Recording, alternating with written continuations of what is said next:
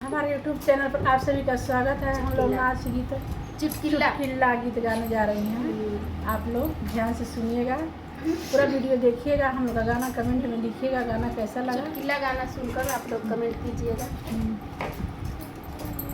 हम बनी छोट पिया मांग गवनवा, हम बनी छोट पिया मांग गवनवा, हम बनी छोट पिया मांग गवनवा, हम बनी छोट पिया मांग गवनवा, हम बनी छोट पिया मांग गवनवा, हम बनी छोट पिया मांग गवनवा।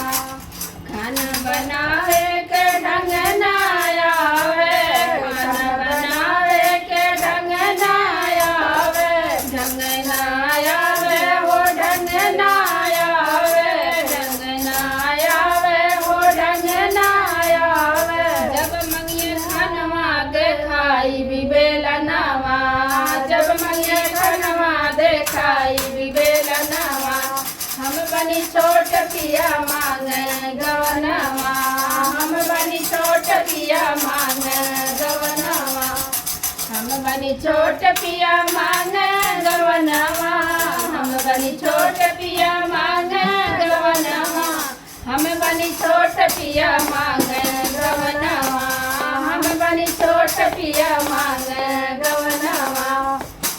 हम बनिया भरन के ढंग ना आवे, ढंग ना आवे हो ढंग ना आवे, बनिया भरन के ढंग ना आवे, ढंग ना आवे हो ढंग ना आवे। जब मंगिया कनिया देखाई बिबाहे नवा, जब बनी छोट पिया मांग गवनवा, हम बनी छोट पिया मांग गवनवा, हम बनी छोट पिया मांग गवनवा, हम बनी छोट पिया मांग गवनवा, हम बनी छोट पिया मांग गवनवा, हम बनी छोट पिया मांग गवनवा।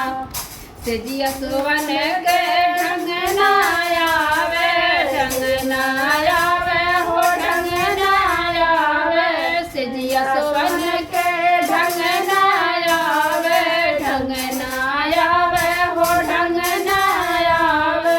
अइया सेजिया देखाई भी हम ठेंगावा, अइया सेजिया देखाई भी हम ठेंगावा, हम बनी छोट पिया मांग गवनवा, हम बनी छोट पिया मांग गवनवा, हम बनी छोट पिया मांग गवनवा, हम बनी छोट पिया मांग गवनवा।